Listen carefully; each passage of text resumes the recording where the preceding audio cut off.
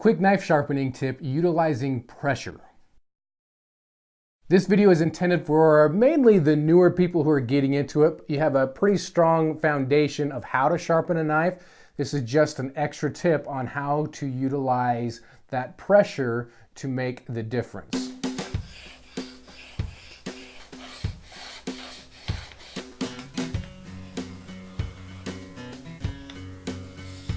Now, after you've gone through your sharpening process, what you want to do is start backing off on that pressure. And what I find, and there's different ways to do this, but what I find is I'll start alternating strokes, and each stroke gets lighter and lighter.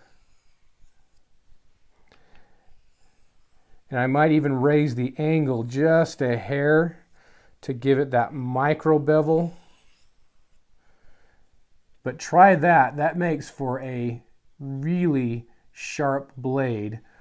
Without using a strop, without using different stones, it can help. I recommend using those things in general, but just a technique that I have picked up that really helps. Give that one a shot. That's really made a difference in my sharpening. Could help you out. Thanks for watching. We'll see you.